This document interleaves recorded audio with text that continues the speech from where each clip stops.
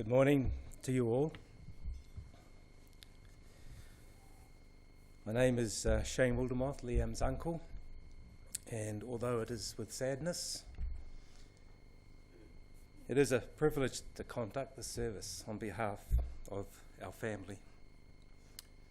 First, I'd like to offer my sincere condolences to the immediate family of Liam, Brett and Leanne, Anton, his older brother, and Nikki, his sister-in-law, and his niece and nephew, Alicia and Nathan, and his fiancée, Silva, who has come from America to be with us.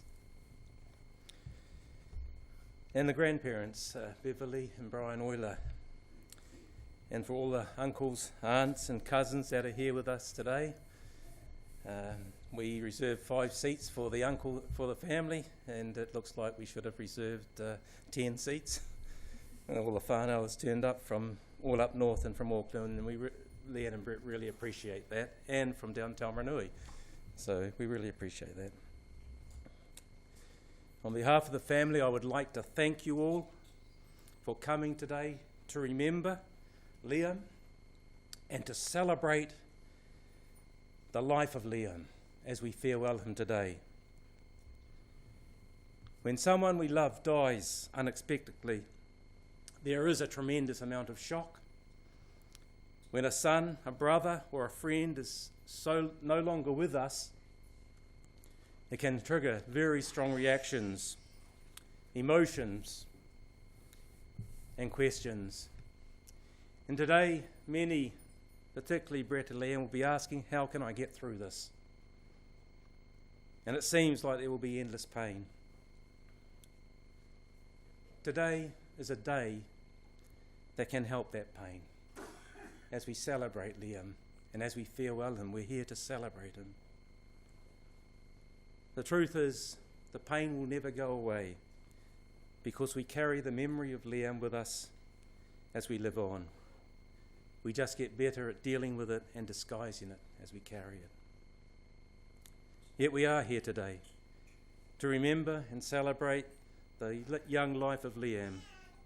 And as we celebrate Liam's life, let us remember the amazing person he was and still is to us. A young man with a passion for football throughout his life, a passion for Manchester United, a person who would help anyone. As I've spent time listening to friends talk over the last couple of days, one of the friends said he was always there for me. And a person who was dearly loved by those who know him. In a moment, Brett is going to come and share a eulogy with us, but I'd just like to start to read a poem, which I think is Liam.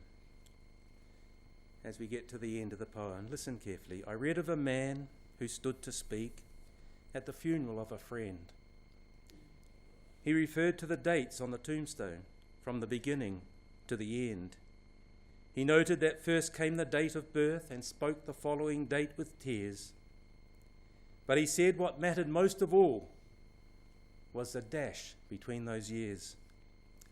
For that dash represents all the time that they spent alive on earth. And now only those who love them know what that little line is worth. For it matters not how much we own, the cars, the house, the cash. What matters is how we live and love and how we spend our dash. So think about this long and hard. Are there things you'd like to change? For you never know how much time is left that can still be rearranged. If we could just slow down enough to consider what's true and real and always try to understand the way other people feel and be less quick to anger and show appreciation more and love the people in our lives like we've never loved before. If we treat each other with respect and more often wear a smile, remembering that this special dash might only last a little while. So when your eulogy is being read, with your life's actions to rehash, Would you be proud of the things they say about how you spent your little dash? Liam appreciated people and loved people and was always there for people. I'm going to ask Brett to come up now and just share about Liam.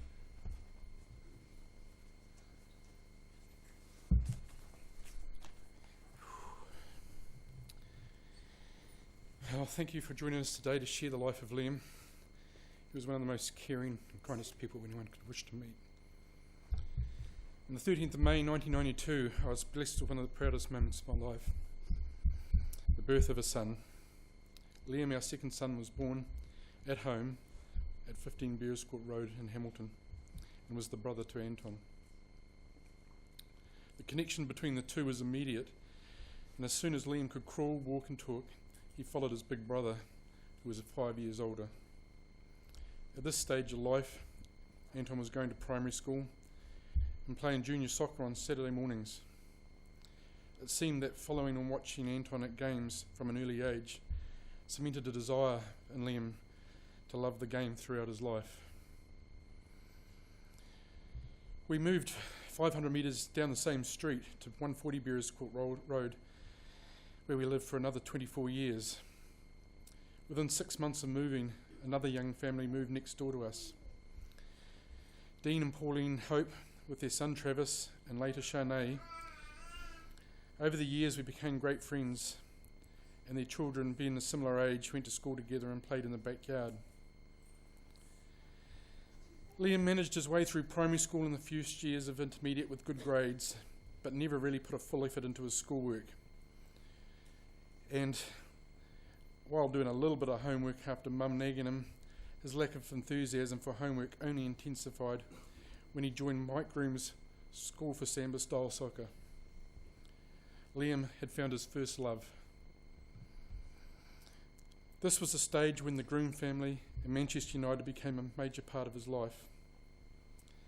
Because later that year, in 2002, Liam had the opportunity to participate at a 2-week training school at Manchester United soccer schools in the UK.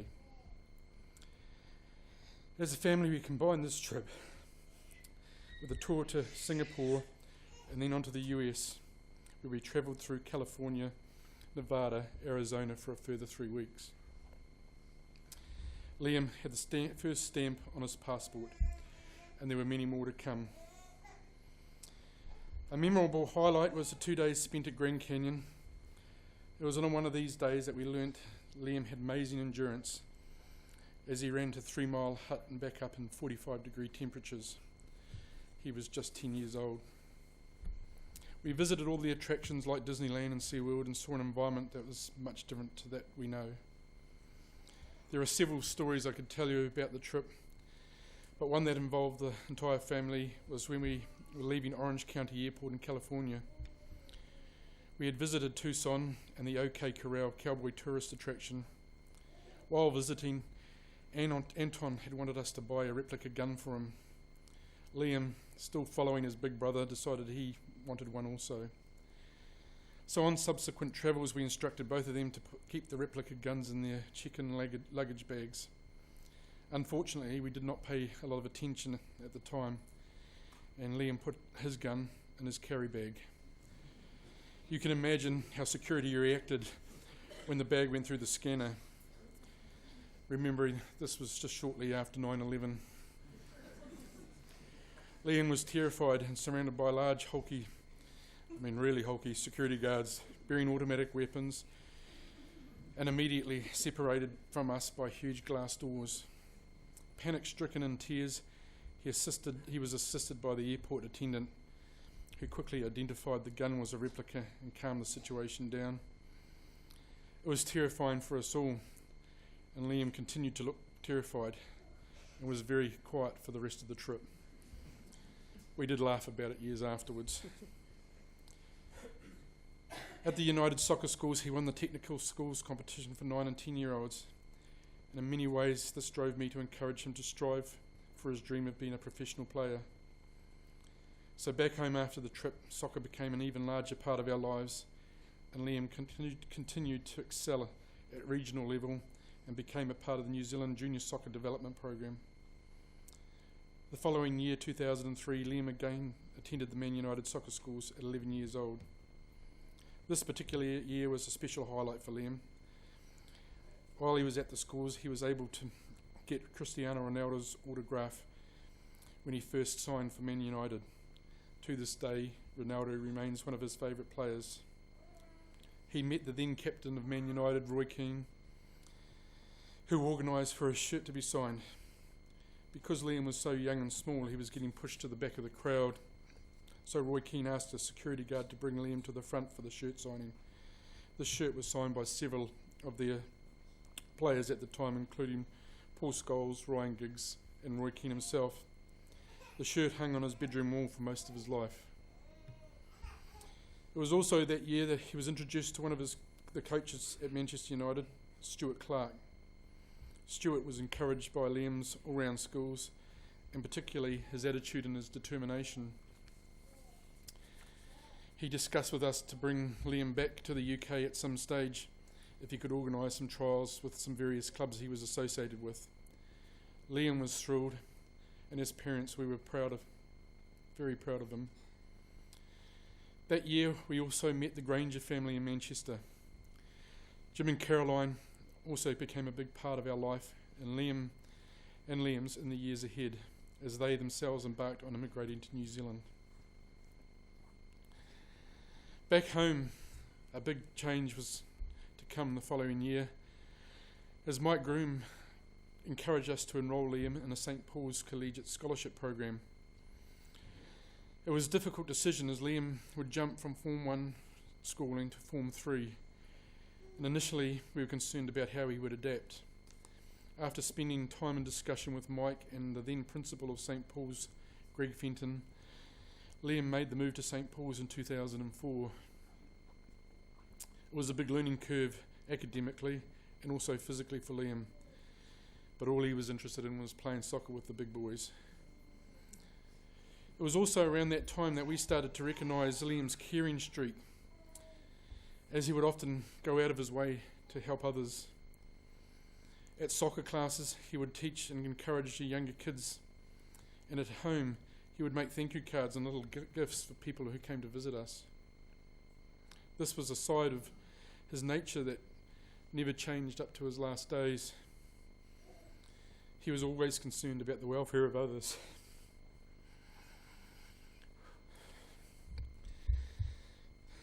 Since his passing, we have had numerous instances where Liam went out of his way to help and encourage friends and family with health and depression issues.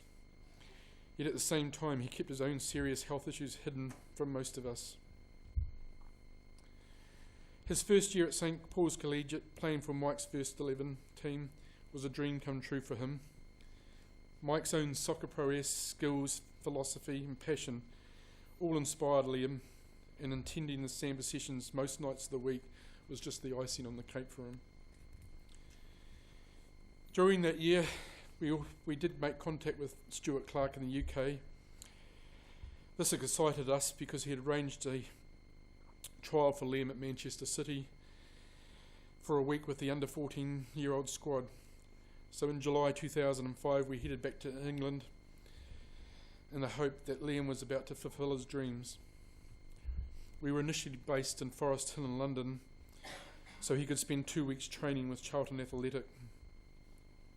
Between a mixture of visiting London attractions and taking Liam to play football, we had a great time before heading to Main Road in Manchester and to spend a week with him trialling. Stuart had organised us to meet recruitment scouts, and we were shown around the facilities and provided with the strict guidelines that Liam had to meet. While I think Liam welcomed the experience, I don't believe it was actually pleasant or a fun time for him. The pressure seemed immense, and the other players and their parents did not like a boy from New Zealand being involved. This attitude was heightened when Liam was picked and included in a team to play against Wigan. However, he had a magnificent game against Wigan, and we were so proud of him and the way he played.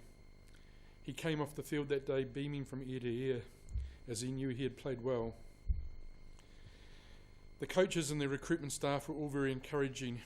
However, after discussion about Liam continuing there, we found there were the complications of ancestry and immigration were just going to be impossible to overcome at that stage of his life. It was disappointing for Liam, who didn't really understand about this, but his grief was heightened with the sudden death of his grandfather, my father, before he could complete the remainder of the tour. With this news of my father's death, we rushed back to New Zealand to say our goodbyes. For the next few months, we all ran on autopilot, but for Liam, this was broken up by school and for him to head into a 6-month Tihoi outdoor experience with other St. Paul's boys. He found the experience difficult being away from family at this time.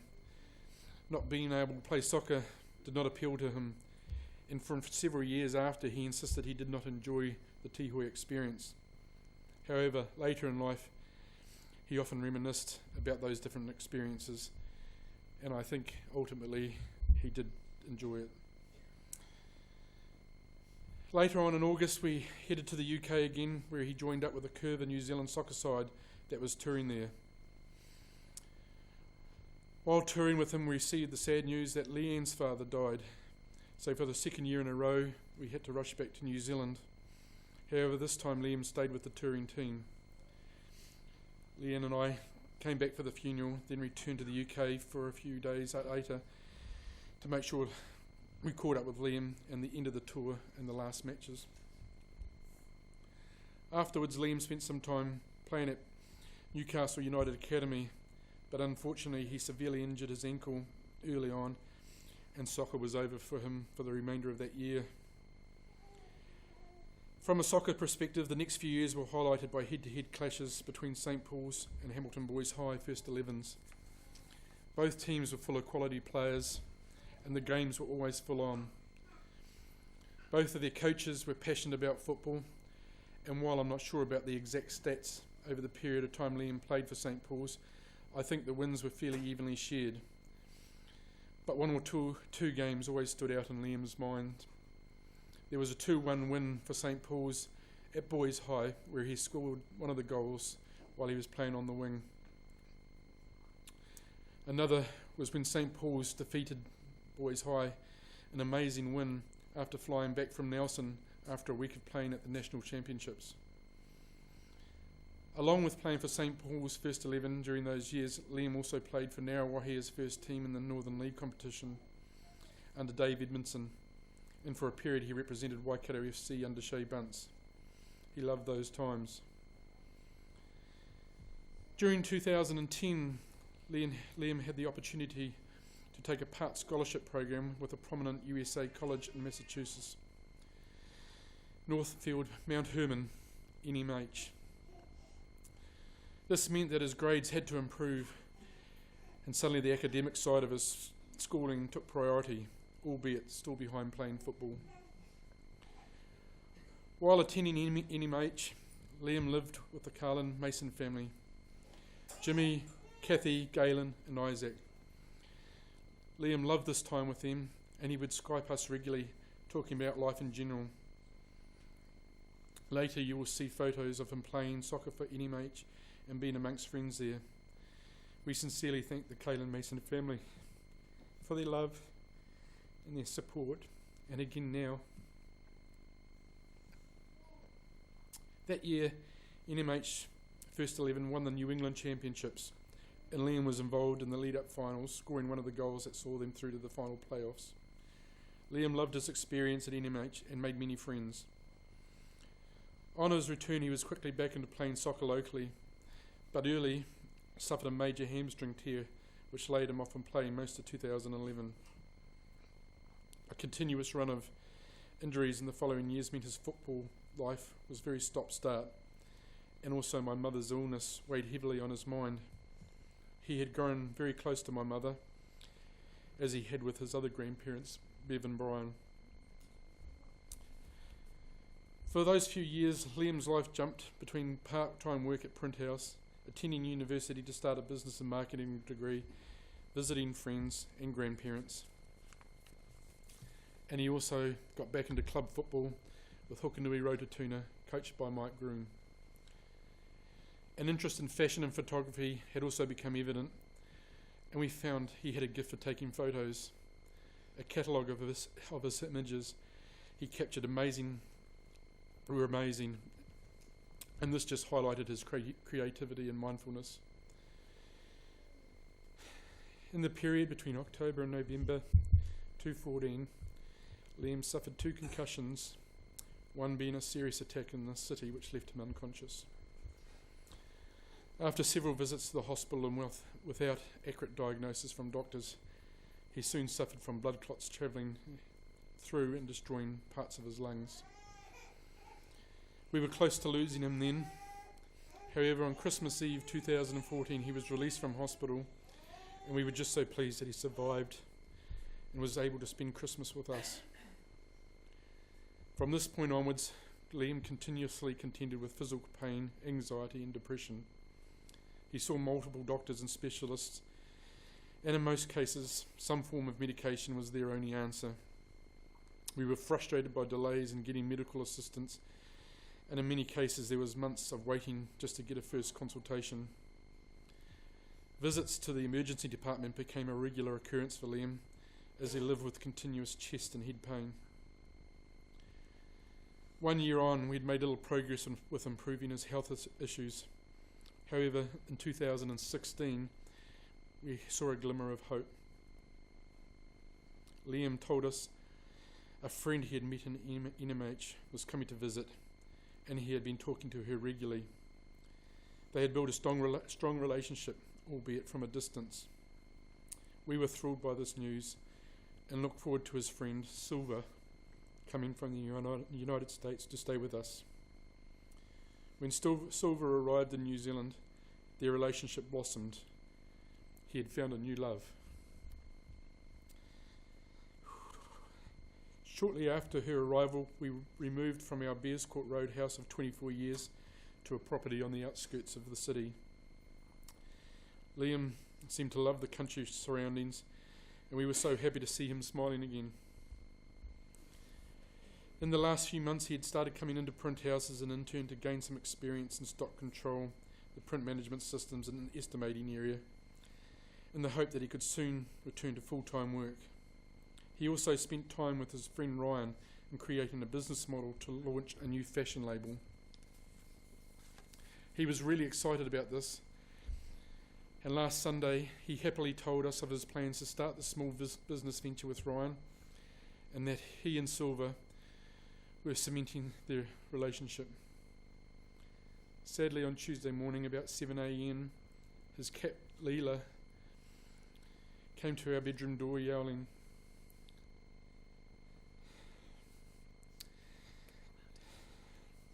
Leanne went to Liam's bedroom and found him in a deep sleep. This is a very brief account of Liam's 24 years and 3 months. I could write a book of stories and adventures that he had and the people we met on our travels. He met many friends and many people throughout the world, and we cherish the memories and his love.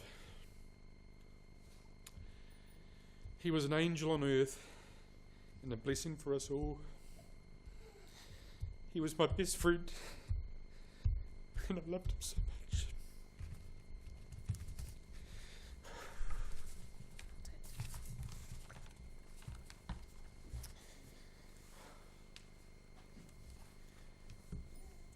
Thank you, Brett, and I'm glad you shared that with us all. We're just going to listen to a song that Brett requested be shared today. You're My Best Friend by Queen.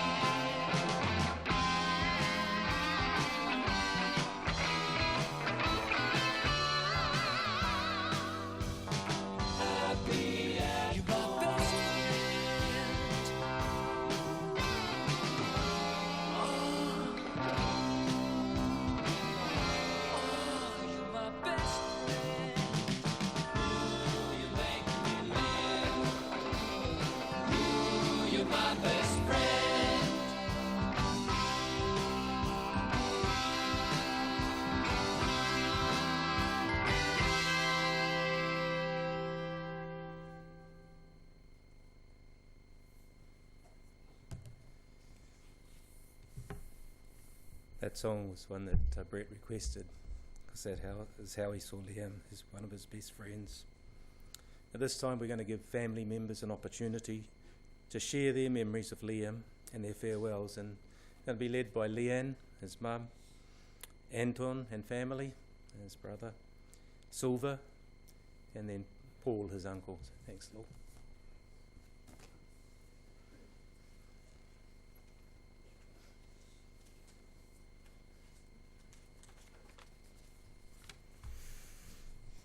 Morning sunshine. I can't get enough of that photo. That used to be my greeting to him in the morning. Yeah. Just got a short poem. I feel you soaring now through bright blue skies, weightless and free. You slipped away without a sound. An empty shell is all I found. Take your kind and caring heart to another plane and send your spirit home. We will live on for you. Every tear I shed is a memory of you. I release it, but I don't let it go. I feel your arms around me, your chin on my shoulder, my ray of sunshine keeping me warm, keeping me strong.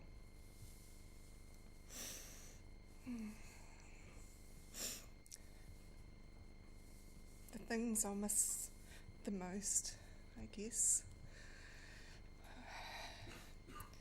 those cups of coffee that you bring me in the morning, Liam. You used to bring coffees for the three of us, and he'd give us ours and then stretch across the foot of our bed, and we'd talk about the latest football games, who's done what on the field, and what red card's been issued, and how unjust all the refereeing was. And since Liam had been talking to Silver a lot earlier in the year, he had become interested in the American politics, which they discussed, and that brought a new dimension to our morning discussion too. It was always, Liam always, as a young child, had an inquisitive mind, and he always, the questions that he would ask, and I could never answer, always fascinated me, how his mind worked and why he would ask the questions he did. That was him. So one of the things that he often did, and usually when I was cooking eggs in the morning, you got the toast on, you got the coffee going, you got the eggs on, and he'd come up behind me, he'd go, "What you up to?" And I'd say, "I'm cooking breakfast." "Oh, yep." And he'd hold me so I couldn't get to the toaster or to the coffee machine.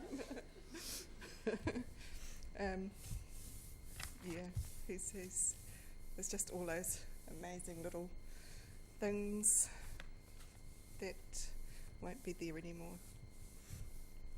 But I feel that he is relaxed and happy, and I can live with that. Yeah.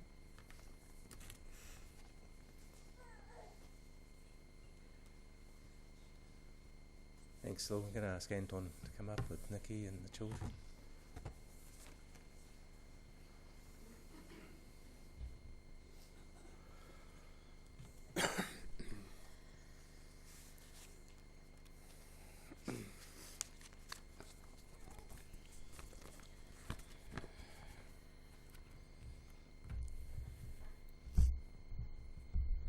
I originally wasn't going to write anything, but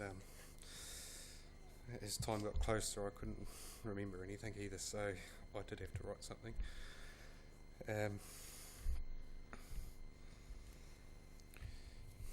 My memories of you, Liam, are all great.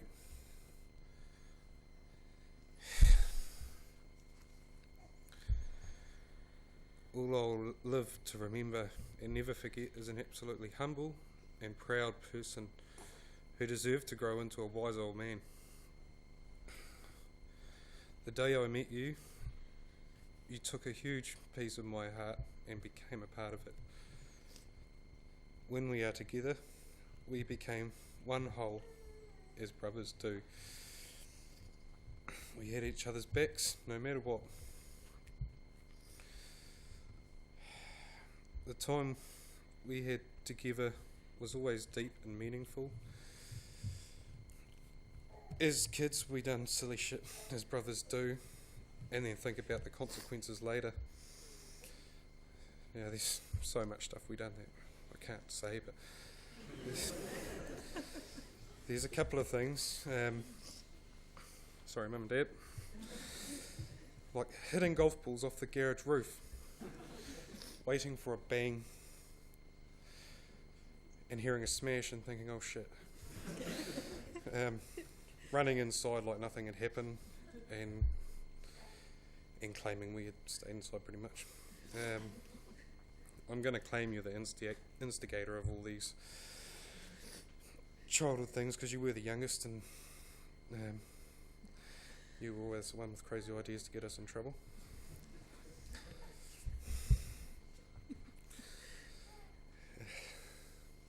He's given me the chance to do that now. I can't stand here for the next week and rattle off all the memories we shared together, but another old one that always stands out was when I convinced you that you could ride your bike off the back deck at Mum and Dad's place. You bloody done it, but you landed on your face. You were meant to land on your wheels. Why would you land on your face? No idea. But anyway, I'm sorry my convincing skills are so good and you tried it.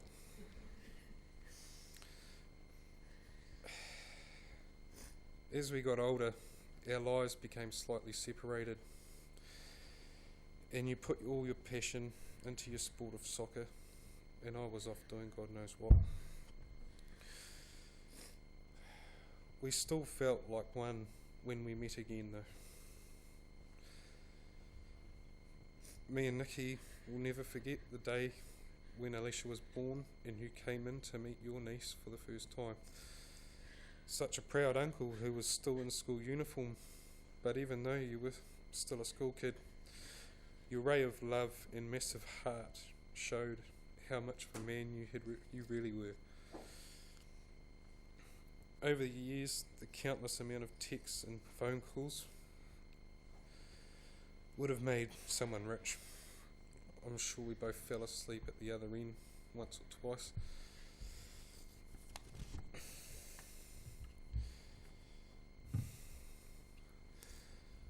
Like I say,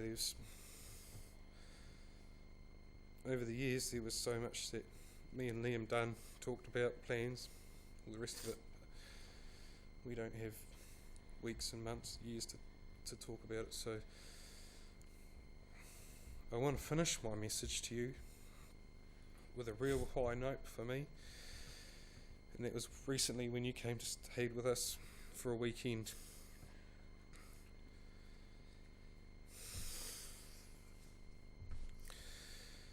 Me and you decided to go fishing. Liam wasn't a huge fishing person, but he did enjoy doing it. So the tides were right for late at night, so we decided to go fishing at night. Sorry, Mum and Dad, a bit of explicit content involved here, but so we went fishing at around 9 or 10 p.m. I told you to put something warm on, and so you came out in your thin layered fashion statement clothes like you always did. And I had to stop you and give you a swan dry and some boots. I did say warm clothes. Anyway, you'd been trying hard all day not to take your painkillers, as you didn't like the way that they made you feel. And it was really hard because you were different. So, Big Brother went and got us some naughty smoke, as we'll call it today.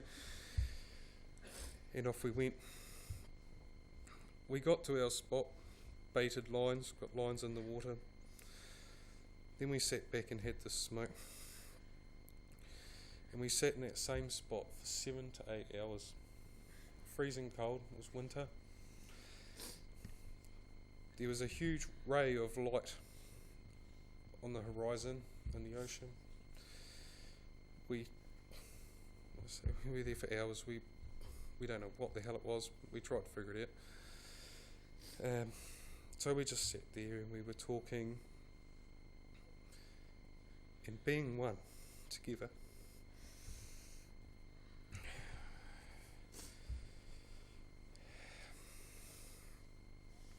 No fish were harmed in this session.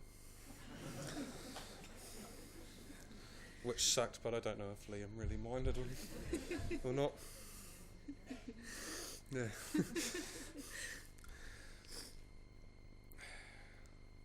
This night is going to live on with me forever.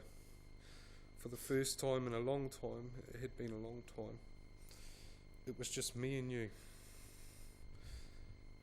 Brothers in arms. You'll always own that piece of my heart.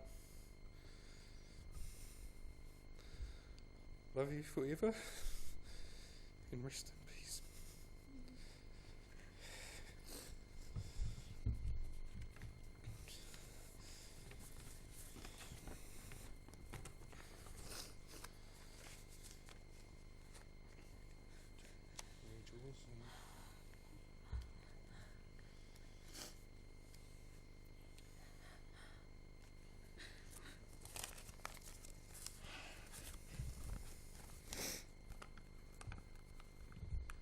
Liam, when I first met you, it was instant warmth. Over a few years, I learnt more about who Liam really was and how in ways we shared same struggles and personality. I kept nudging you over a few years, trying to push for you to settle down and bring another bub in the family. I could see you would be an awesome dad, like your big bro. My twin bro was stoked when you stayed in the Naki. Probably a bit of a load off for him too. You were hands-on with Alicia and Nate, and I thought, far out, you're so patient. Nate was like an ADHD kid at the time. He's growing up.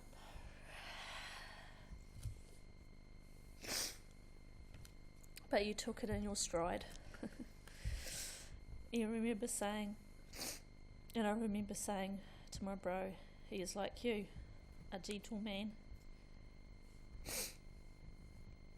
Over the last few days, talking with your ma, you told her you were exhausted after your weekend with us. You never showed that to the kids or us, but you wouldn't. It's not your style. Others were more important than yourself. It has been such a pleasure to be your older little like sis figure. I will treasure our talks forever and do my best to take care of your bro, niece and nephew. Lots of love. Rest easy.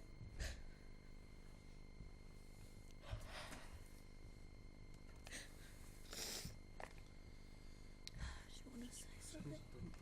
Do you want to say what you did in there?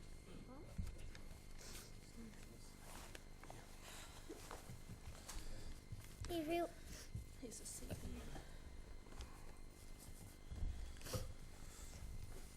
Everyone who loves Uncle Liam then they should always love him. You and me will always love Uncle Liam.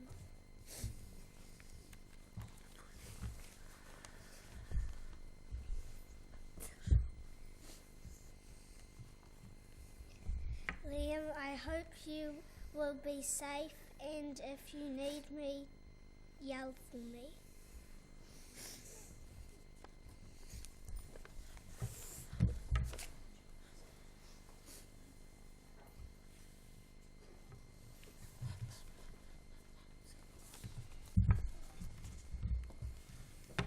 I'd like to call one of the newer additions to our family, Silver.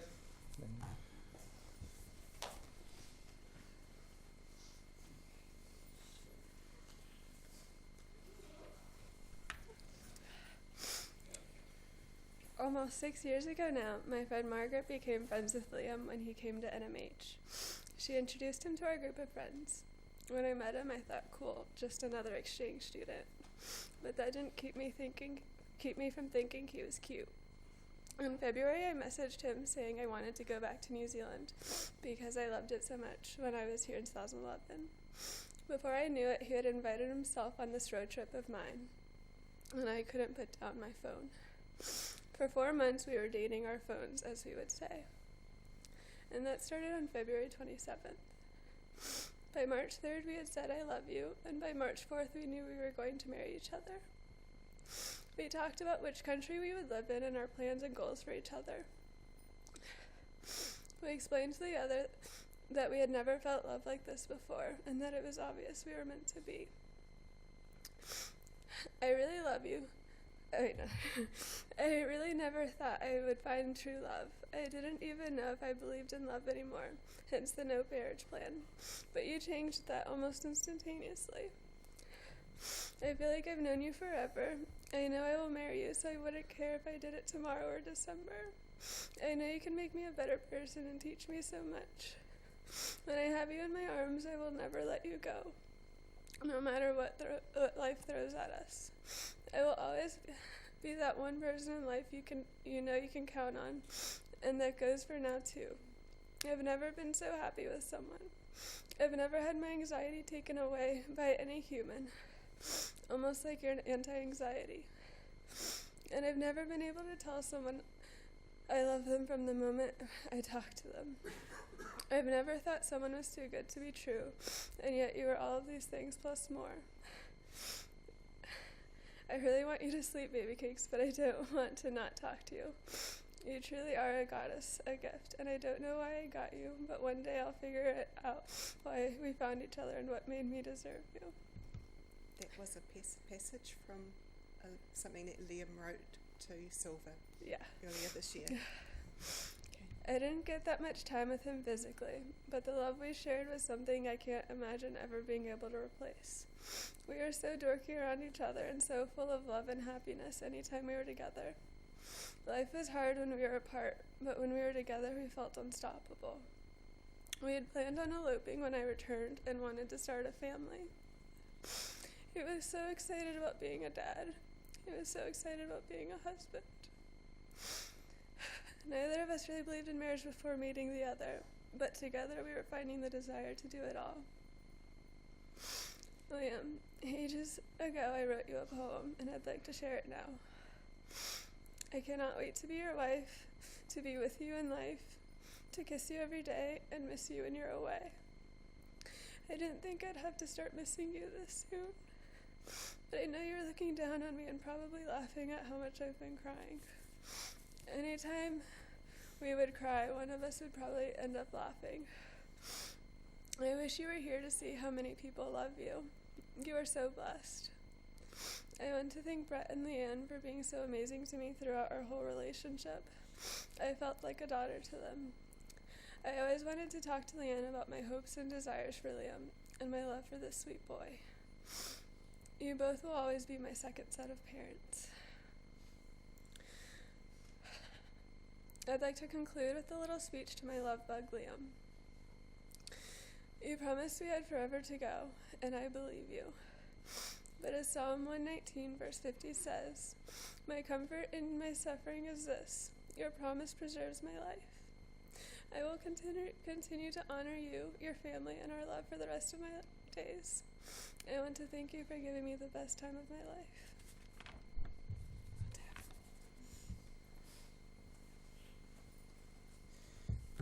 An interesting fact on that eloping was that Liam had told Brett and Leanne that they were going to elope. He let them know. Going to call Liam's other uncle up, Uncle Paul, and thanks, Paul.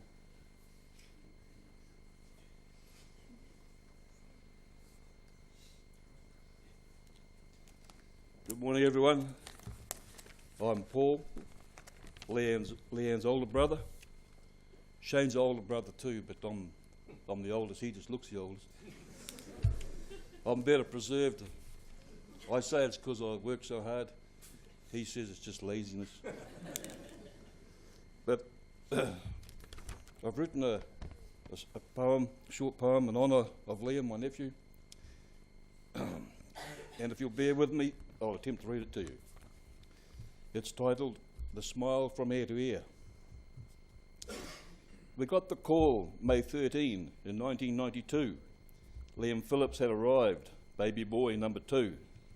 With beaming smile and curly hair, where would this happy-go-lucky fella go from here? Christmas, birthdays, family dues and all, Liam would be there with his bloody soccer ball. To astound us all with his skills and tricks, even his grumpy old uncle from the sticks. Did you see Liam do that, Dad? With stunned look on Dan's face. Yes, but I don't believe it. It must be tied to his bootlace. 2 brothers growing up, always happy, always tough, always daring each other until Brett had had enough. They'd settle down and relax, but only for a while, until Liam sucked us in with that cheeky bloody smile. He planned to conquer the world of soccer, or so he thought. And he gave it a damn good crack. Not bad for a boy from Bearers Court. But injuries set in, and when it did, you got the lot. But I guess that's what you get when you give it all you've got. The apple of great Nana's eye, that smile had sucked her in. Not too worried about the rest of us. To her, our smiles were but a grin.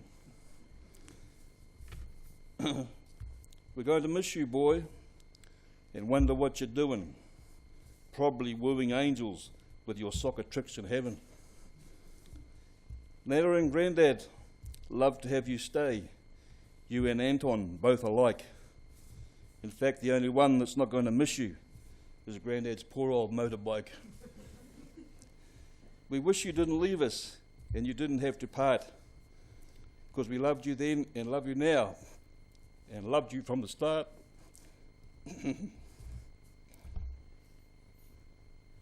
So please don't think we're weak if at times we shed a tear. It's every time we think of you and that smile from ear to ear.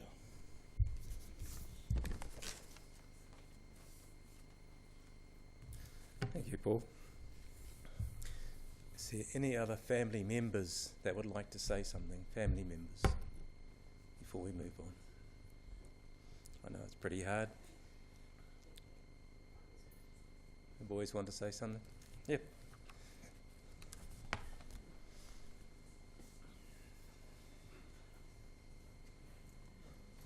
Tell them who you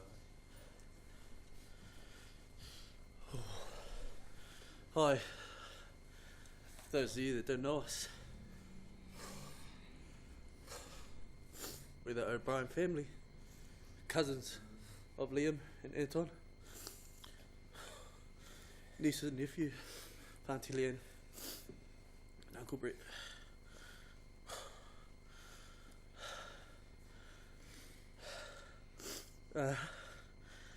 Liam and I grew up together.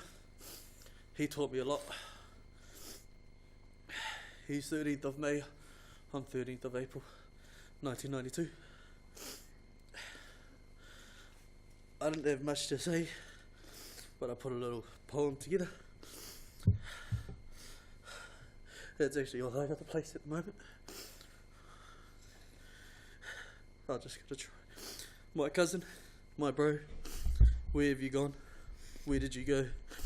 Much too soon to the skies that are blue. We can only wish for more time with you. We grew up as kids, but distanced as teens. If we kept in closer touch, how things could have been. I know you're here amongst us all, but I can't help but let these tears fall. This isn't goodbye. This isn't the end. I know that one day soon we will see you again.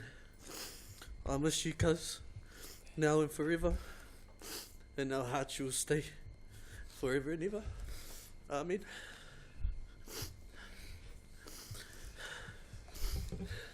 Thanks.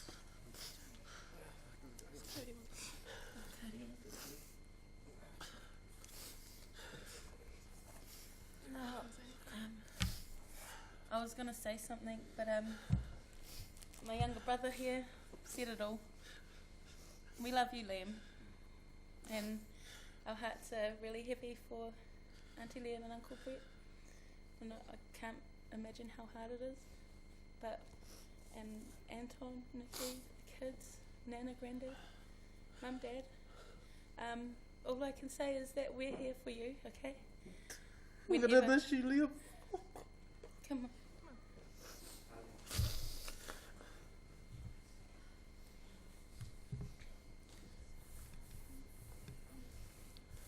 I have a friend in the Philippines who said he never says goodbye, he just says goodnight, because goodbye says you'll never see again, but goodnight says we'll see each other again. We never know how long we have, but Liam used his time to show respect, love for the family, and we're seeing that today. I'd like to read a short message from Liam's grandparents, Bev and Brian Euler. A young life gone too soon. Your pain has now gone. We live on and mourn your loss. But we love you heaps, Liam, from Nana and Granddad. Life passes, but love never wanes. We're now going to watch a PowerPoint video that was compiled and dedicated to Liam by Seb and Jess. And let us reflect on who Liam was and is to us.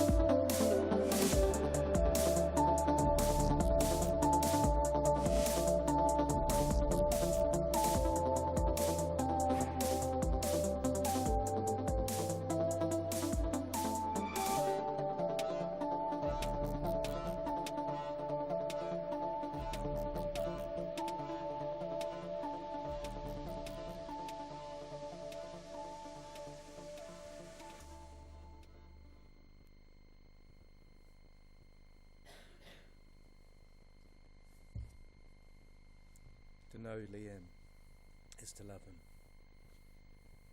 We're going to hear from a couple of his friends in a few minutes, but I just want to read a card that was sent by someone who can't be here today.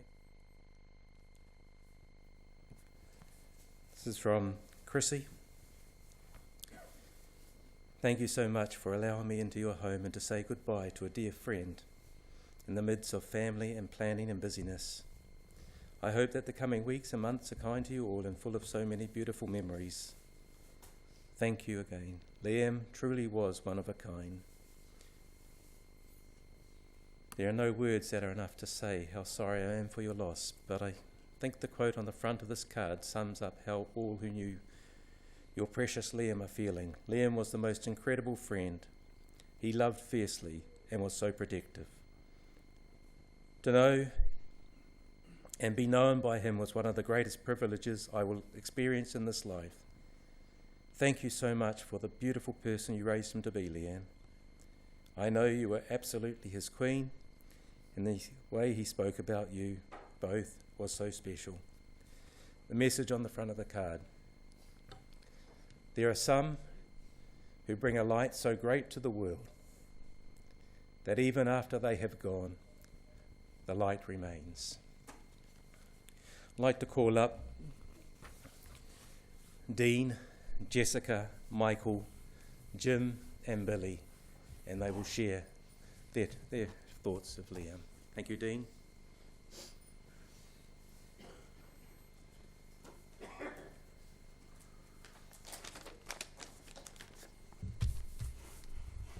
Look up, everybody.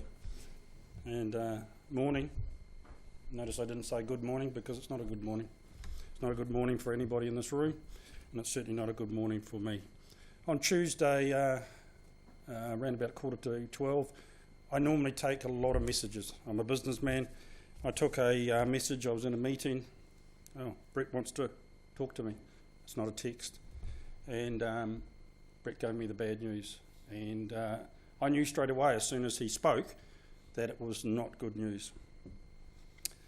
I've been introduced as Dean Hope. I'm that neighbour that Brett talked about early on, along with Pauline, our adult children, Travis and Shanae, who can't be here today.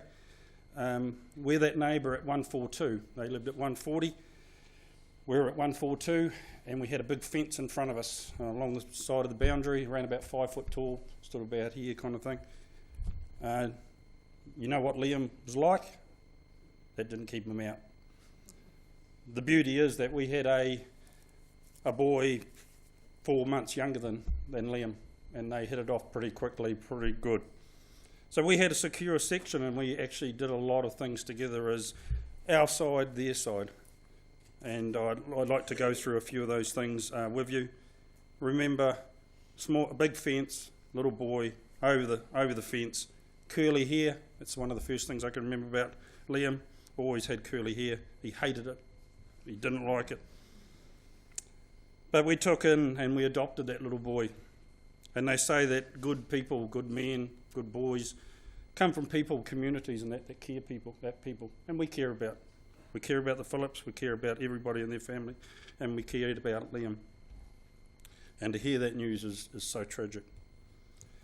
In our backyard we had sand pits of all different sizes, but mainly there was more sand outside the sand pit than inside the sand pit. We had postage stamp swimming pools. We had the Olympics basically sliding along with the sprinkler system. We had hose fights. We had some good fun with them. But one thing in particular that Liam showed that my son didn't show is, although I'm a rugby fan, he showed the liking for a pretty well proportioned ball called a football. Now I say football, most people have said soccer here today, but I always got told off by Liam, it's football, Dean, it's football. And so the love, straight away, I could tell he could kick that football. And over the years I've watched a relationship between Brett and his son that is so strong. Out the backyard, in the middle of winter, rain, fog, whatever, kicking the ball. With a neighbour like me saying, I wish they would stop kicking that ball against the fence. Anton, I didn't know about the golf balls. but I now can understand why I've got a couple of broken windows.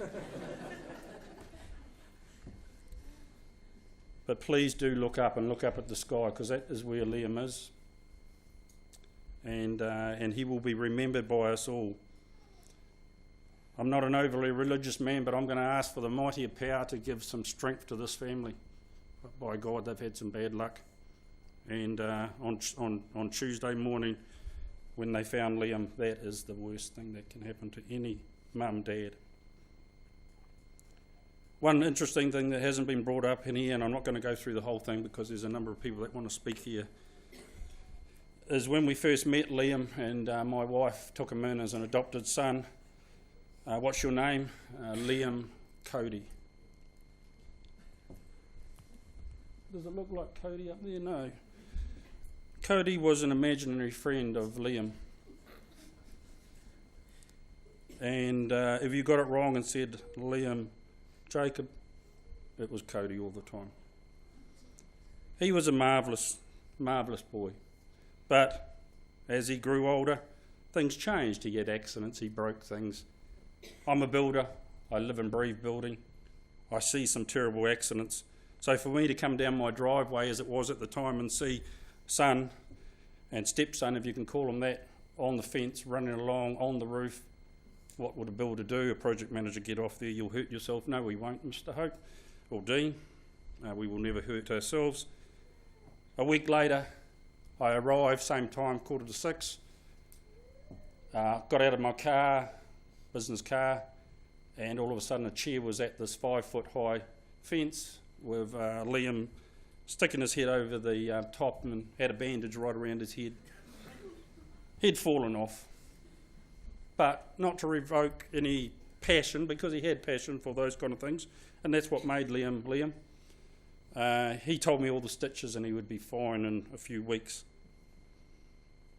I was told a little thing at work the other day, and it's fantastic words, and it's 3 F words, and they're not swearing, and I come from a building background. They're not swearing, they're called family. That's you guys. Your friends, everybody here. And they said fun at work, but football. But I want to add a couple of other things to that before I finish off. I want to add 2 or 3 other words. I want to add dad, because I'm a dad, and Brad and I have got a good relationship. And I'm not trying to shortchange mum's role in this. But one word is dad, the other one is Manchester, and we know what the third one is. Starts with a U, it's called United.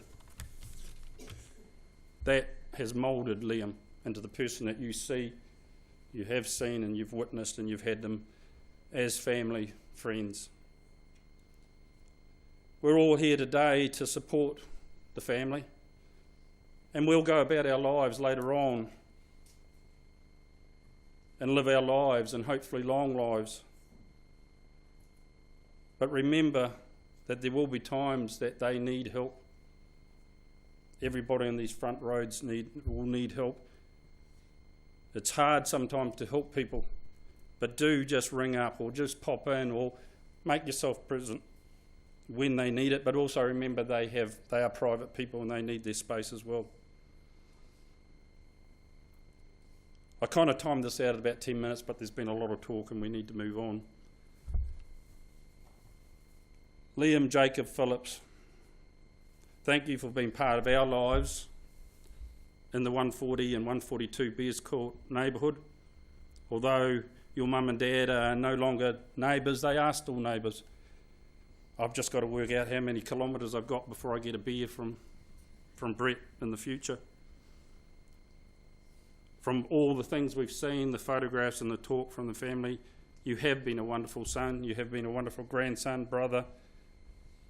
We only met Silver just recently, and that's news to us. And you've got many mates here. Just remember, everybody, that dash can be short. You've just seen it made short. And to all the young people here, I'm a baby boomer. I'm in my mid-50s. I shouldn't be standing here talking about a 24-year-old man that I helped bring up and loved as a neighbour. So Liam, rest in peace, young man, fly high. And although I'm a Liverpool supporter, I'm going to go and say, go Man U. All the best, my friend.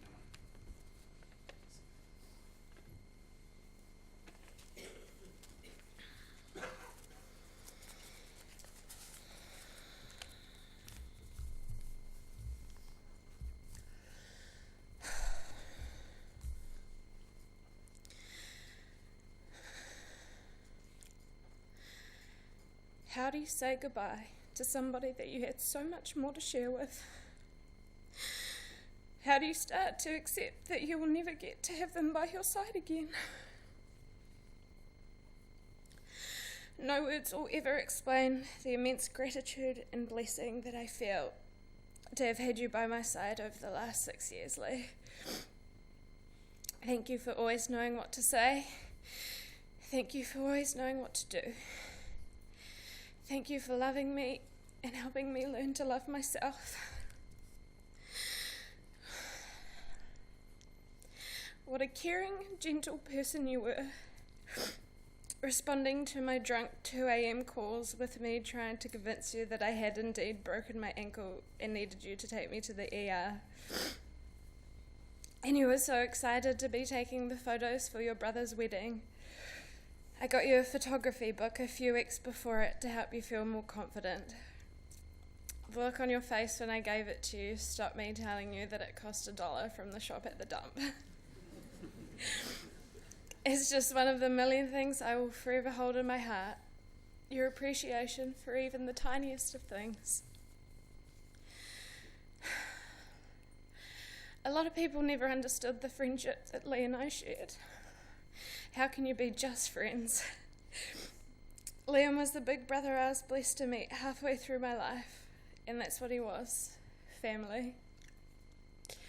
Knowing that I won't get to see your smile again doesn't seem like it will ever get easier. I know you'll be watching over us all, today, tomorrow, and until the day we meet again. So until then, fly high, my angel, be at peace. And I'll see you someday soon.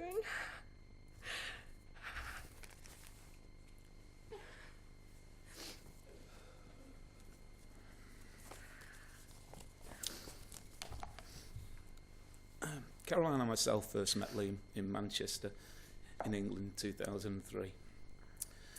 Leanne and Brett had brought him over for a Manchester United training camp. As most of you here who know me will know, I'm not a Manchester United fan.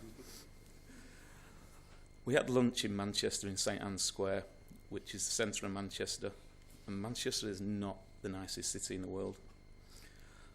Liam took to Daniel, my eldest son, who was only aged 5 at the time, and they decided to go off and play in the middle of the square on the statues. Caroline and myself were terrified, absolutely mortified that a 10-year-old child could take a 5-year-old and play. We were so scared because it's such a rough city. But Liam, not a care in the world. He was so unfazed, it was unbelievable. He was so polite, so caring, and so confident kid he was. It was unbelievable. This left a lasting impression on Caroline and myself. So much so, we moved to New Zealand.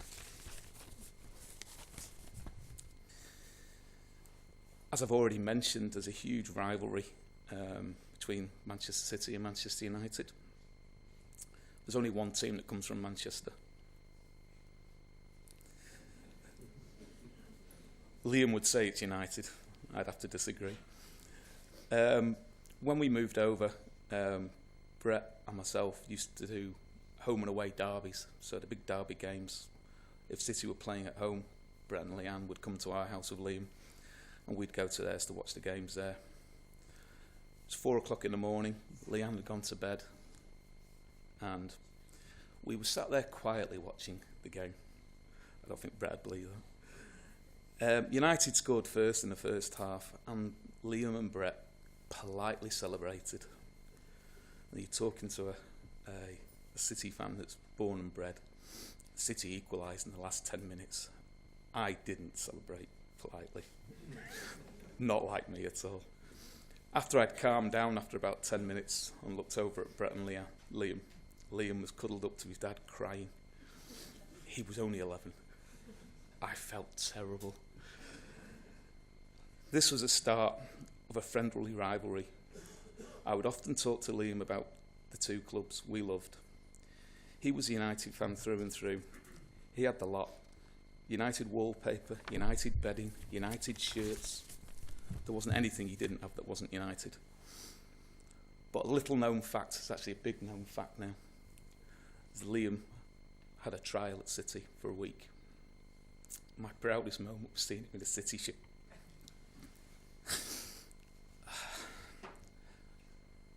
He had a photo taken with him wearing it, and from that day on I ribbed him.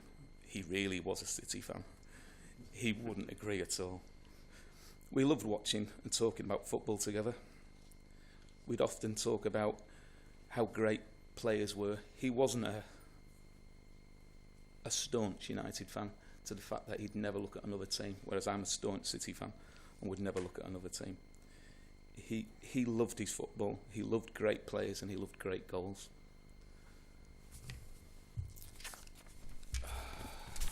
Liam at 15 made his debut in adult football, and he came to play for my team, which is Tialamutu. We're an old boys team, and I think Brett thought he'd be safe playing with us, looked after. I don't think he really knew the reputation that my old boy team had. There's quite a few players in here who do. He turned up and he looked petrified, and one of my big centre forwards came up to him, a big Scottish guy, and said to him, "Don't worry, son, if they kick you, I'll take great pleasure in kicking them." He looked even worse. Liam scored a stunner in that game, absolute stunner from the left wing. He didn't look overawed at all at 15, playing in men's football. I only had him for 2 or 3 games before he was stolen, and he ended up playing for the first team. He actually finished joint top scorer that season for the club, even though he'd only played 4 games for the old boys. Liam came back to the club this year after a long time away from football. He wanted to play social football and asked if he could come and play for me again. He trained pre-season and played in 2 friendlies we had. He scored a stunning goal again against Tiaraha. He was playing with a smile on his face, and he was enjoying the team banter again. So it came as a great shock this Tuesday to hear the news. My heart goes out to Leanne, Brett, Anton, Nikki and Silver and the rest of the family. And may you rest in peace, Bob.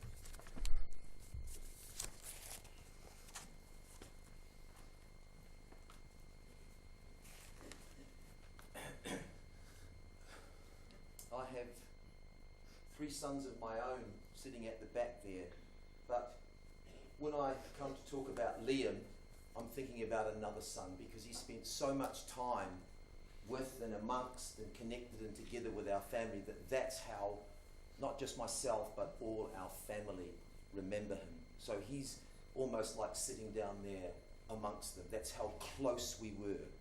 And you know what, when I came to think about the words that I would try and find today, I found them very hard to come by, which is, you know, quite a strange thing for someone who's an English teacher.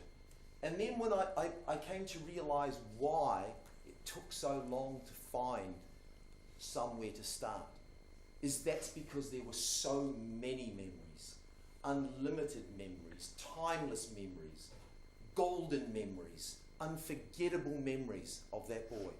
They teemed into my consciousness, and I just didn't know where to begin. They were alive. They were so plentiful.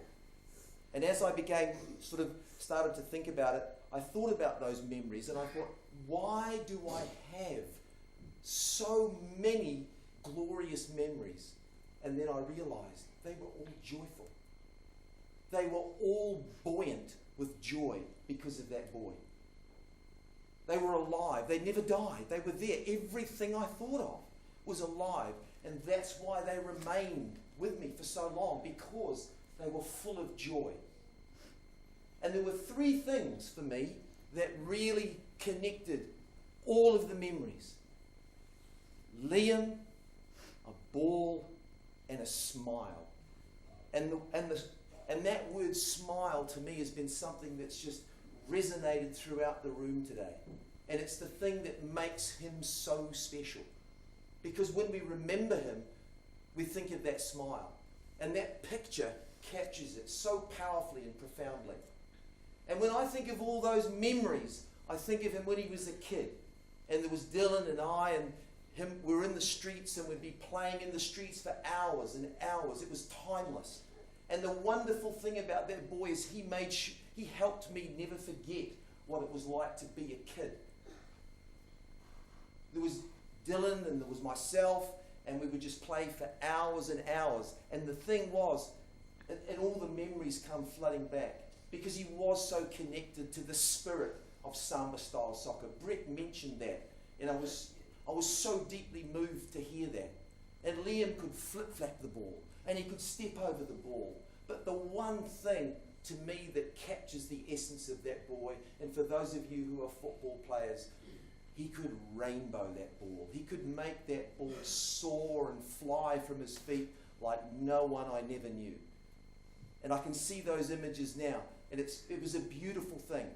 And as I said, we spent hours and hours in the streets, for years and years doing that.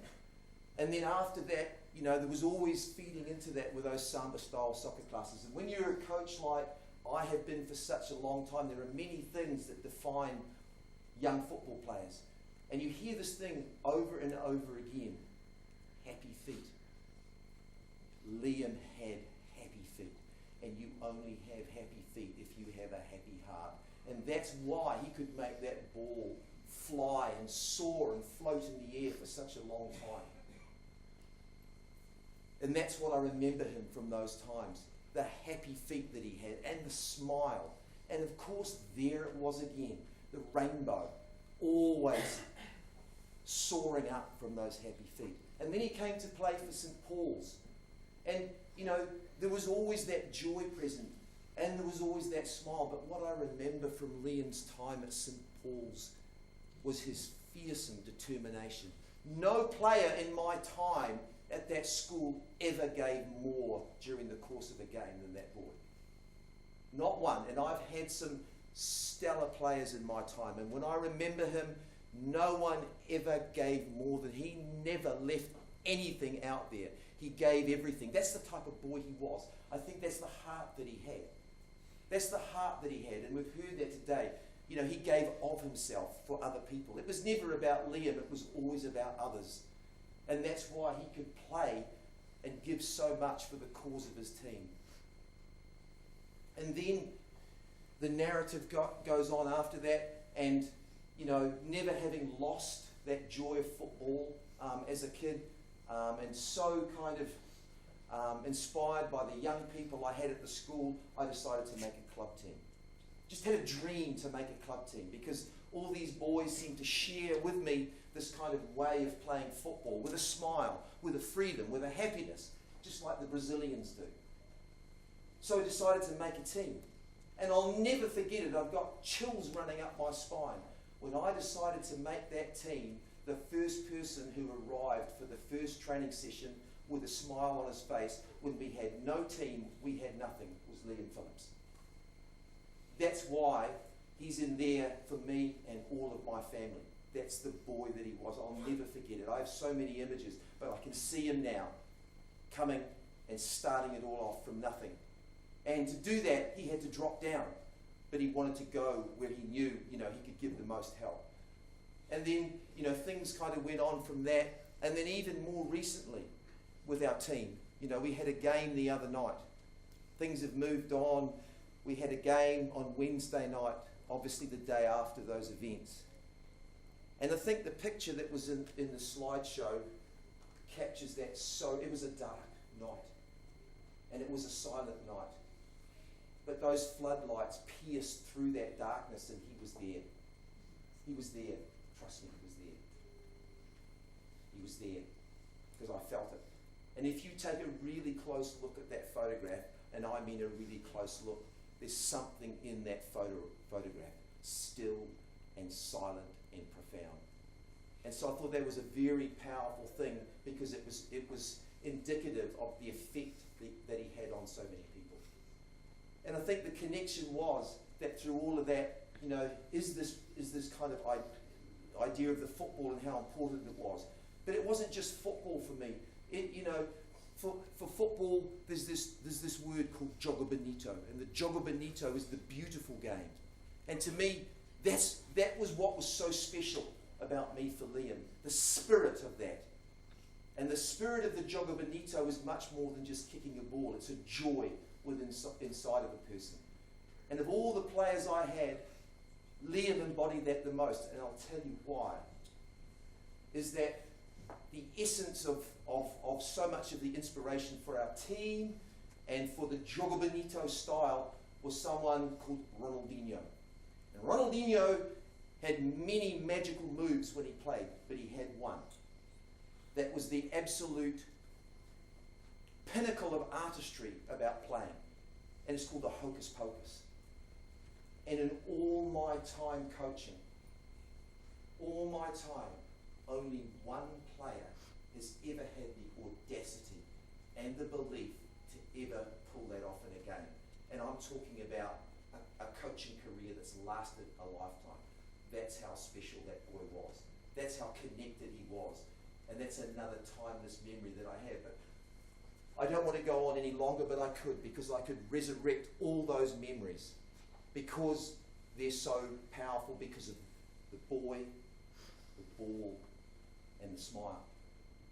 But just if I can have just a couple more minutes, I just want to get my son, Dylan, because when I recollect those memories that are so potent and so powerful, I see Dylan, and I see Liam, and I see me in the street, and the hours ticking by as if, they were endless. So I'm going to get Dylan just to come up. He doesn't even know about this at the moment, so it's a bit of a surprise to him. He's just going to grab something as he comes up. And what it is, it's a ball. But it's not just any ball. It's a very special, symbolic ball. And it's symbolic because only 1 out of 5,000 were ever made. But Liam wasn't 1 in 5,000, he was a 1 in a million. But that's not where the symbolism lies. Written on that ball are some very, very powerful words that really capture the essence of who Liam was and who he will continue to be. And they're Portuguese words, and they're written in gold. They're written in gold on the ball. And those words say, Enquanto tive uma bola, estarei feliz. Which translated means, and it's a quote from Ronaldinho, who inspired Liam. Liam had Ronaldinho soccer boots. He understood Ronaldinho as well as I do, and there aren't many who do that. And those words mean, while you have a ball, you will be happy. And I can't think of any other set of words that would encapsulate the essence of Liam. So Don, if you've got this ball here, I'd be really proud, Brett and Liam, if I could place this ball here? It's never been used. It's in the condition it was, and if you actually look really, really closely, written there in gold is Enquanto tive uma bola, estarei feliz. While you have a ball, you will be happy there. So I just want to finish with just a little something that I wrote. If I could just sort of share it with you. It won't take very long. And I'm so proud that my son has stood here, because we shared so much time together. I've called this the golden days, because things that are golden shine through time. And Liam's memory will never, ever fade. Ever. The golden days. We played together with Liam in the street. Oh yes, the street was our happy place. I can see him now with the ball at his feet. I can see his rainbow and that smile on his face. Oh, those times were sweet. and they were shining, and nothing will ever take them away. And all of us here have no need of reminding that it was the Jogger Bonito when Liam came to play. And those moments from days of old, they'll never fade nor disappear. They will stay forever gold, for when we see a ball, Liam will be there. For in our hearts, there will always live our Liam. For when we shut our eyes, we will always see him.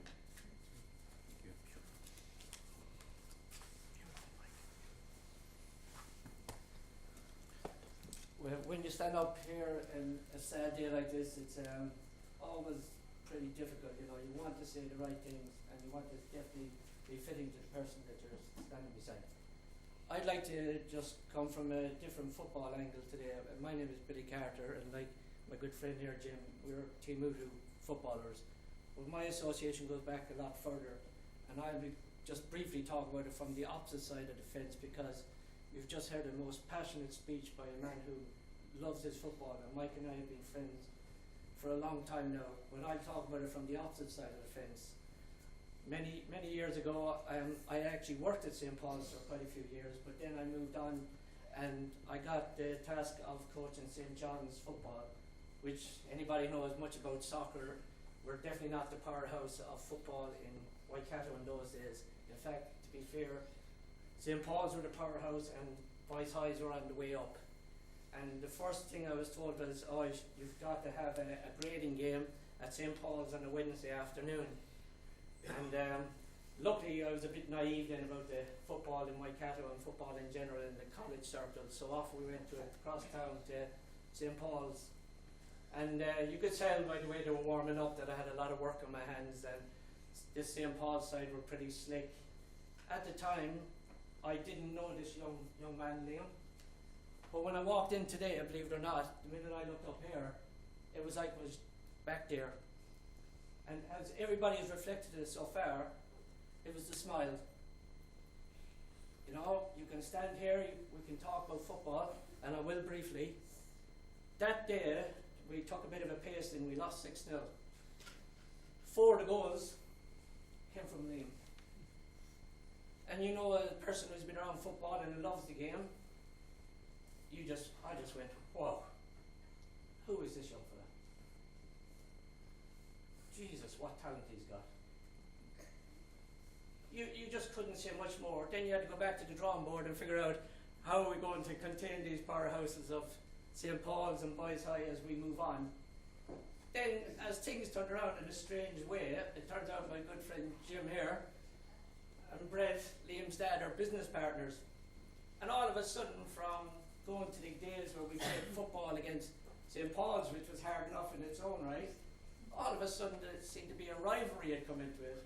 And I think, if it was to be fair, I think the rivalry, both Liam and I were just pawns in it. As it comes back to it was the Manchester United-Manchester City rivalry, and the two boys having worked together.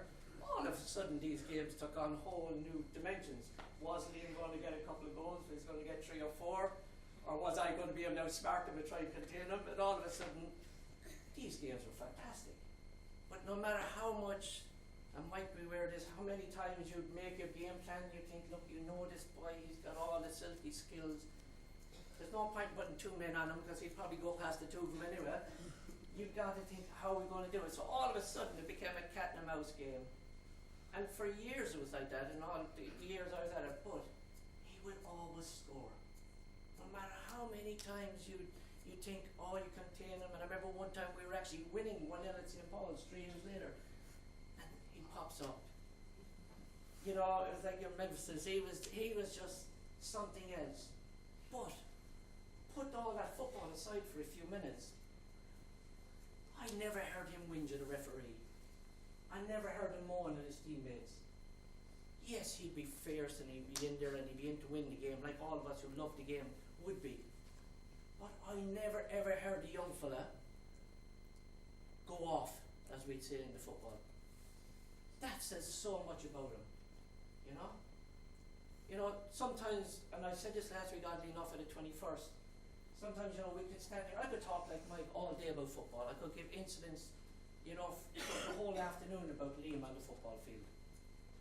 But on a day like this, where there's not a lot of solace for family, friends, you know what I mean, there's one thing I would say, and that is, you know, it's not about football. If anything, you've got to be proud that you reared a fine young man. You know, both on and off the pitch. You know, it's fine to say he's a great footballer, and he was truly that. But on top of that, he was a fine young man.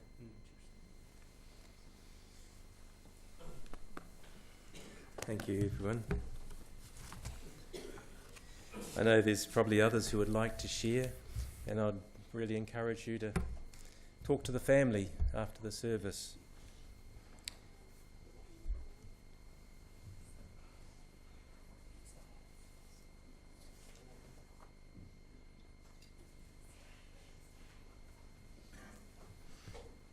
We're going to listen to a song that, as long as you keep it short.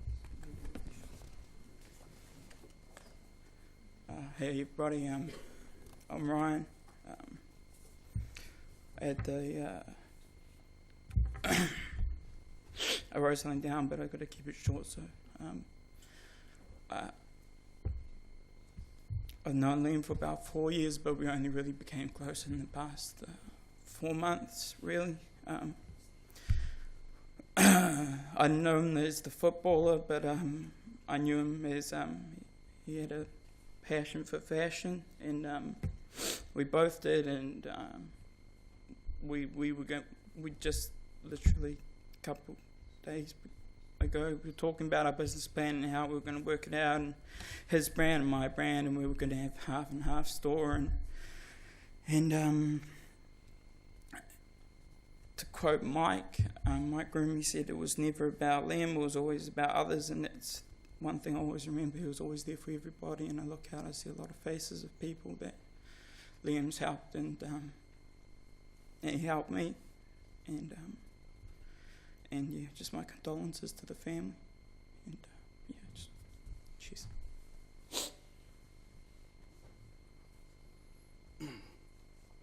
For you, those of you that know me, my name's Kyle. I'm actually Ryan's old brother.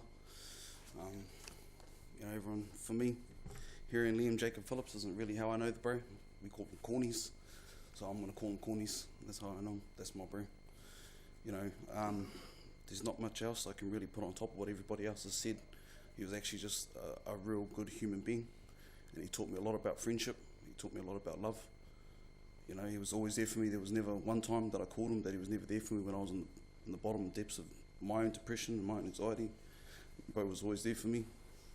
He always did everything for everybody else. You know, everybody here, I'm sure there's not one person in this room that he hasn't touched. There is kindness, there's good heart. And to Brent and Leon, I'm sorry. I am so sorry. You know, I tried to be there for as much as I could. You know, I loved your son, and I feel for you, Anton, because I feel like I've lost a brother too. It cuts me deep, but you know, we all know. We've talked about the pain that sometimes he was in, so I'm just happy that he's not in that pain anymore. You know, and he'll be looking down. And, you know, I knew I'd regret why I didn't get up and say something. So I love you, brother. Rest in peace. I wasn't going to say anything today, but Brett sort of encouraged me, and I could feel Liam sort of kicking me in the ear, in the head, to get up and say something, otherwise it'd be a bit mad. I just wanted to say that I've known Liam for about 8 years now, and he wasn't just my mate, he was my brother, and he knows that I loved him to death, and I'm just a bit pissed off because we made plans to be in the retirement village together with Alzheimer's, and I remember standing outside on the deck after not sleeping one night and saying, bro, wouldn't it just be funny every day we can rekindle our friendship? And that's what made him laugh. So I'm gutted we never got to do that, but I know I'll see you again soon, eh? Thank you, guys. I know Liam will appreciate it, and so will Brett and Leanne. We're going to listen to a song that Anton requested from us, Brothers in Arms. And you'll notice Anton mentioned that as he spoke. Let's just listen to the song Brothers in Arms by Dire Straits.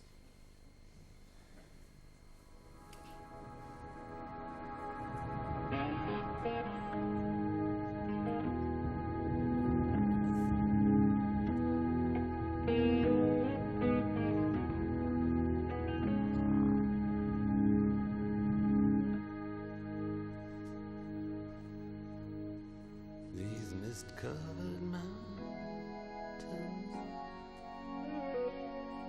are a home now for me, but my home is the lowlands, and always will be. Someday you'll return to your valleys and your farms, and you'll no longer burn to be brothers in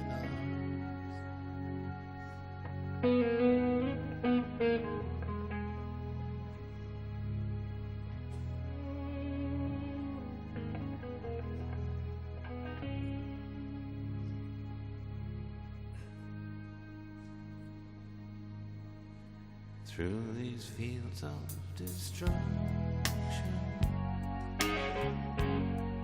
baptisms of fire, I've witnessed your suffering as the battle reached high, and though it had once so bad, in the fear and alarm, you did not desert me, my brothers in arms.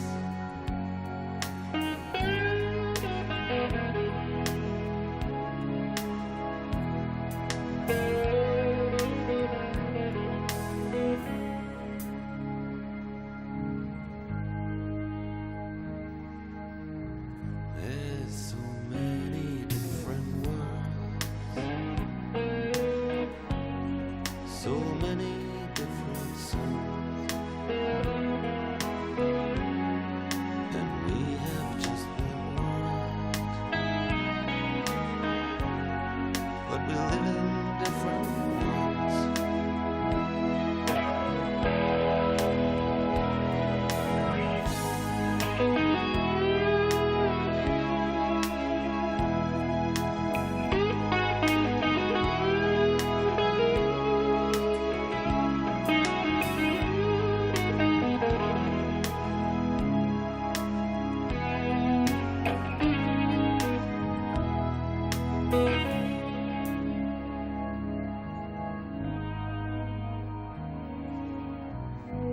Now the sun's gone to hell,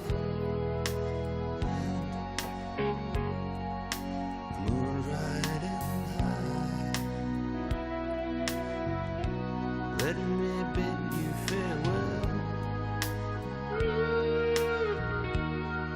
Every man has to die,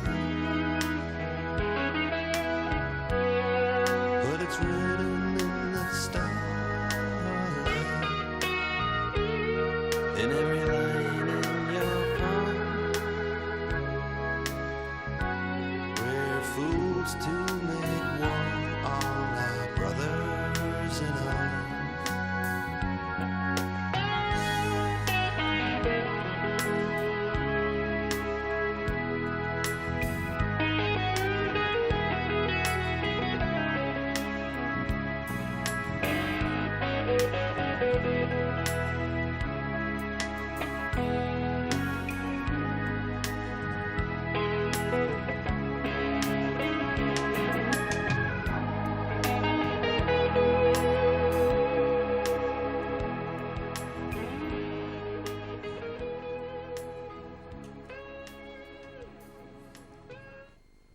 That song is special to Anton and Liam, and I'm sure many of us can relate to that.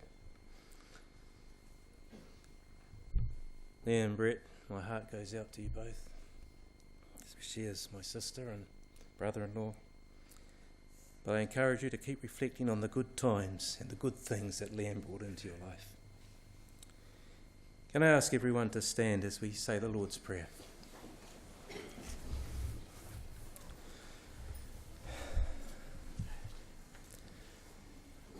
Our Father, which art in heaven, hallowed be thy name. Thy kingdom come, thy will be done on earth as it is in heaven. Give us this day our daily bread, and forgive us our trespass, as we forgive them that trespass against us. And lead us not into temptation, but deliver us from evil. For thine is the kingdom, the power, and the glory, for ever and ever. Amen. Please remain standing. We have been remembering with affection and gratitude the life of Liam, recalling what a loving, happy, compassionate, and good person that he is, recalling the smile that he had. To everything there is a season and a time, to every purpose on earth, a time to be born and a time to die. And here in this last act, in sorrow but without fear, in love and appreciation, we commit Liam's body to the natural state. We rejoice that Liam lived. We take delight in the friendship he gave. We treasure that we shared his life. We cherish our memories of Liam. With love, we leave him in peace. With respect, we bid Liam farewell. We commend you, Liam, to Almighty God, and we commit your body to its final resting place. Ashes to ashes, dust to dust. Please sit. In a few moments, we're going to return to our lives with these wonderful memories of Liam with us, which I know you will cherish dearly, and with a determination to live life more intensely by the example that Liam has given us. And on behalf of the family, I want to thank you all for coming here today and sharing in the celebration of Liam's life, for all the warmth, the words, the sensitivity, and the support you have given the family these last few days. And I ask that you will continue to offer that love and understanding in time as they continue to strive to adjust to everyday life. As you return to your daily life, I know you will go on sharing further memories with each other, and a little later on there will be a cup of tea where you can talk amongst yourselves. But as you go out, go on talking about him, and I'm sure smiling and laughing at those memories. As we farewell you, Liam, today, your family invites everyone else to a cup of tea in the lounge next door. The family will be around for the next half hour, but then we will all be leaving to go to a private cremation. And we've been asked to please vacate the area by the latest 12:45, as there will be another funeral starting shortly. Please stand as we physically farewell Liam now, but remains in our hearts.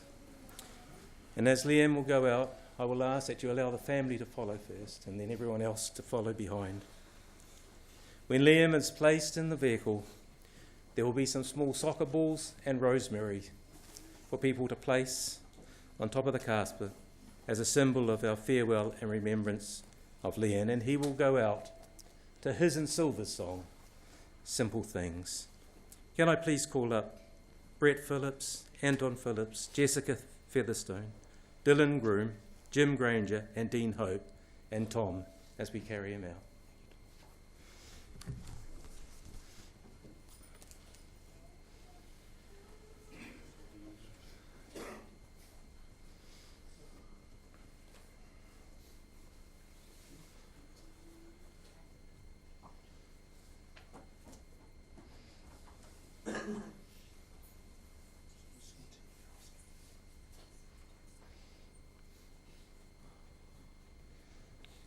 Can we have the song, Simple Things, please?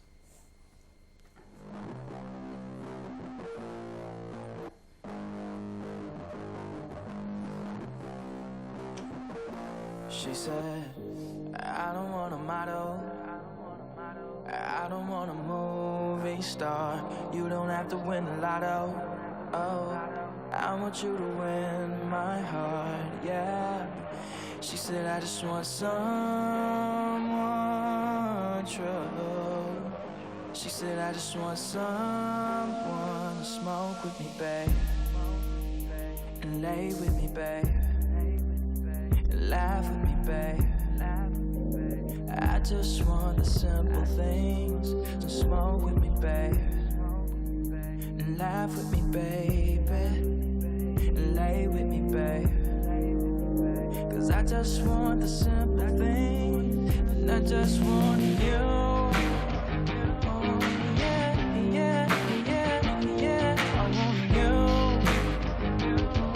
Yeah, oh, I said, now I don't need a model, I don't need a debutante. Just be a tough act to follow.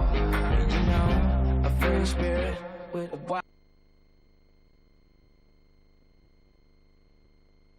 wild heart. Alright, I said I just want someone real, someone true. I said I just want someone now to smoke with me, baby, lay with me, baby, lie with me, baby. I just want the simple things. So smoke with me, baby, lay with me, baby, lie with me, baby. I just want the simple things. I just want you. Look at me, baby, I just want you.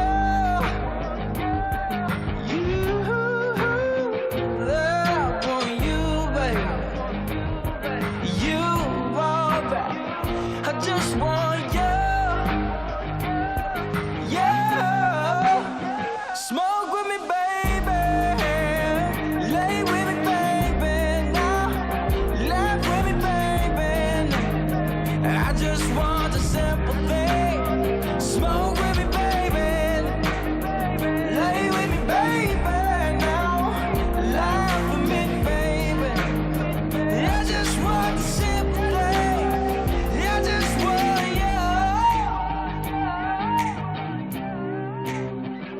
Just want you. Give me all of you, darling. Oh, I want you. I want you. I just want the simple things.